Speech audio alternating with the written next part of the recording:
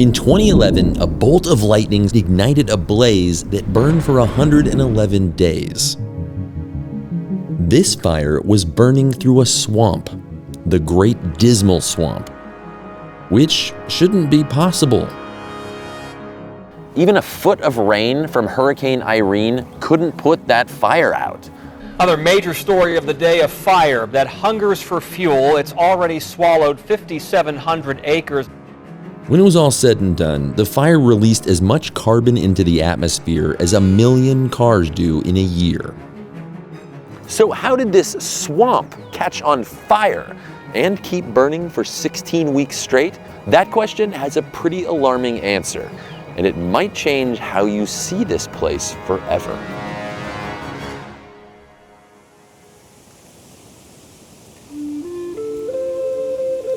For over 9,000 years, native peoples of this region, the Nansemond, members of the Powhatan Confederacy, and others, lived in and around this swamp. The fact that this swamp meant a lot to indigenous people across many millennia, they learned that swamp, right? They learned it, and that whole swamp became their home. Beginning in the 1600s, the Great Dismal Swamp became a place of refuge. Enslaved people who sought their own freedom, commonly known as Maroons, used the swamp's terrain for building permanent settlements. These were not just hiding spots, they were homes. They built whole communities here, a hidden society. That first generation of enslaved Africans, they would have found indigenous people already there, and more than likely these folks, sharing a common purpose, formed communities. They traded tools and clothing with enslaved workers on the swamp's periphery. They shared survival knowledge with indigenous communities who had sought refuge here too, thriving in a place the outside world had written off as useless. When colonists came along, they were determined to turn this swamp into dry land.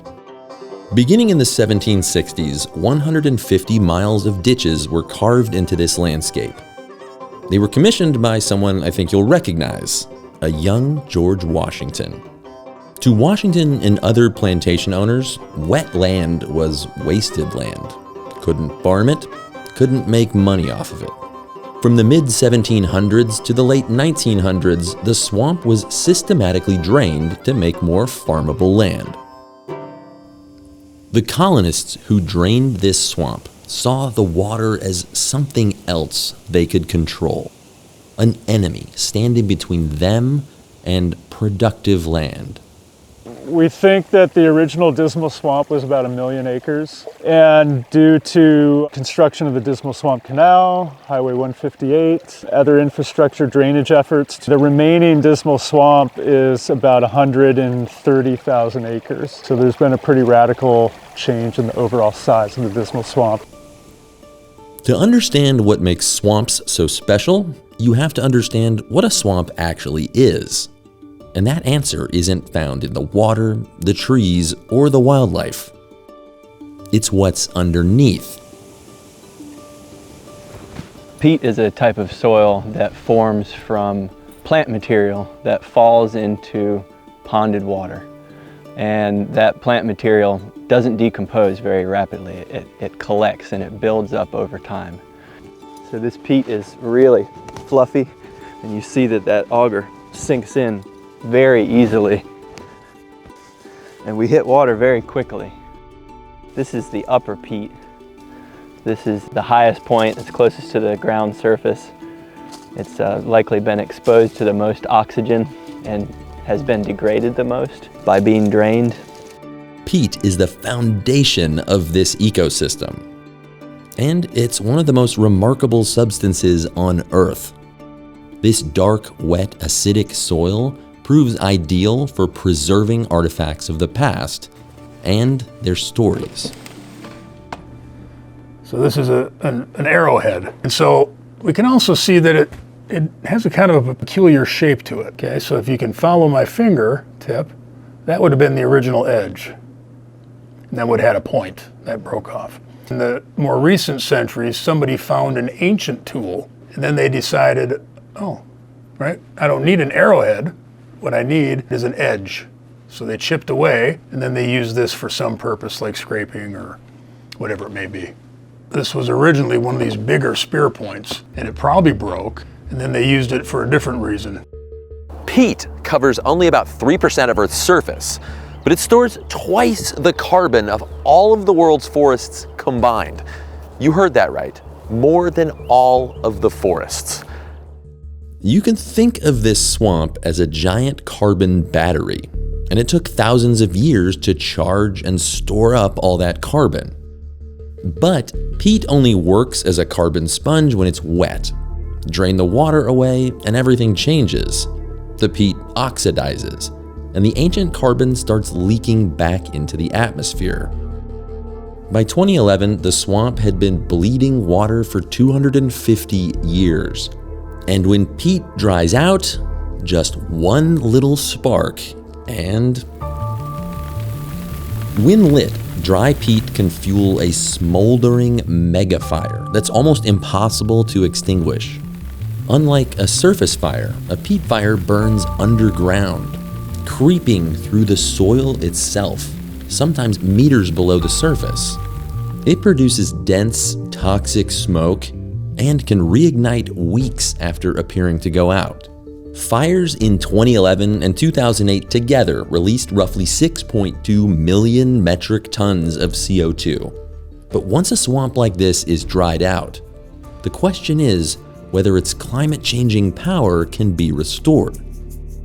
This swamp is now part of a national wildlife refuge and a North Carolina state park, and the people who run them are trying to bring that water back. Historically, the Great Dismal Swamp sequestered massive amounts of carbon in the ground. But then drainage and fires turned it into a net source of carbon overall, and that's what they're working to reverse. If draining the swamp caused the problem, fixing it means doing the opposite. The peat needs water again to lock carbon safely underground and make it far less likely to burn. So how do you undrain a swamp? Well, first you need to figure out how to stop the drainage. It's kind of like a sieve. If you want to hold water, you got to plug all of the holes. You can't just plug one of them. We refer to these generally as water control structures, and this is a weir type water control structure.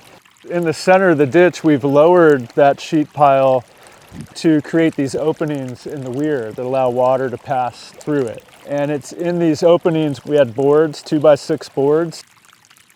And so this structure is how we slow drainage in the swamp, hold the water level in the ditches higher, and then re-wet the peat.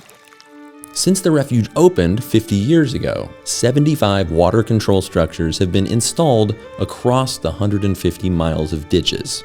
From up here, the scars of history are still visible. 150 miles of man's misguided attempt to control nature and to control the spirits of other men.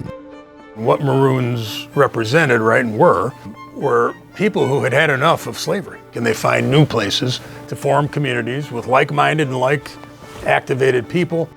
They were using whatever they could find in the swamp itself to help them survive and thrive.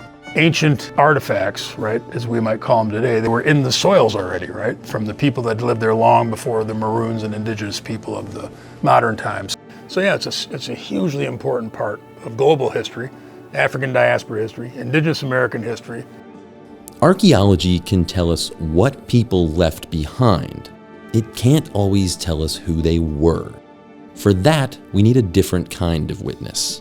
I'm a descendant of Moses Grandy from Camden County, North Carolina, and he was known and famous for having a slave narrative published about his life in 1843.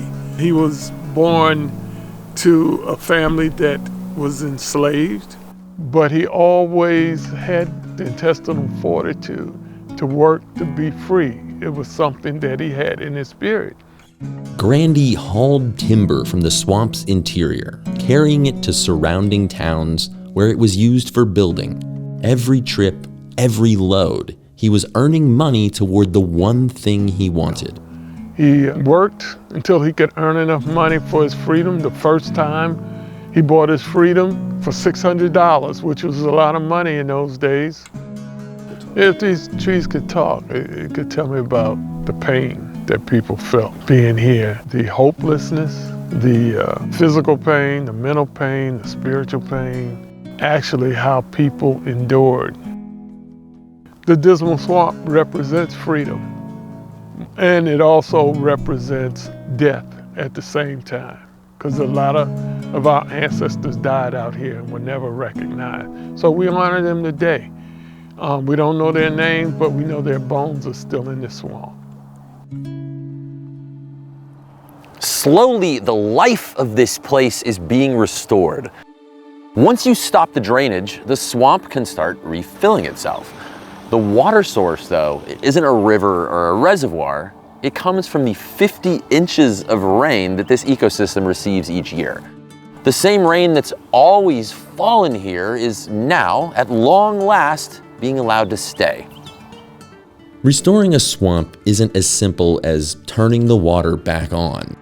Once peatlands have been damaged, they don't hold water the way that they used to, which means even when you try to re-wet them, they can still dry out.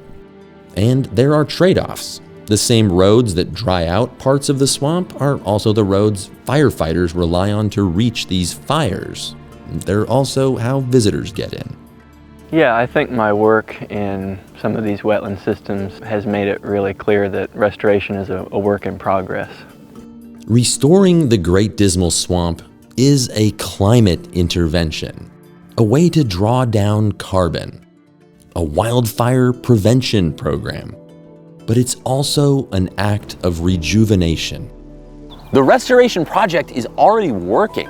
The peat is re-wetting, less carbon is leaking out. The risk of another peat fire is dropping. And the swamp is returning to its historic glory, a place for not just animals, but that people have relied on for thousands of years. We were able to accomplish a lot. We were able to plug up all the ditches in the most densely drained parts of the refuge. It's not an easy effort, but thanks to this restoration, it's estimated that these peat wetlands suck up and store about 200,000 metric tons of carbon per year, offsetting the emissions from around 42,000 cars. We've improved hydrologic conditions across roughly half of the refuge is our estimate, and I'm proud of that. I'm proud that we were able to accomplish that. Places like the Great Dismal Swamp are places of inspiration. They are in and of themselves restorative. They harbor creatures that can't live elsewhere, organisms that we depend on, and that we draw a certain level of a greater understanding of the whole that we are a part of by spending time in a place like this.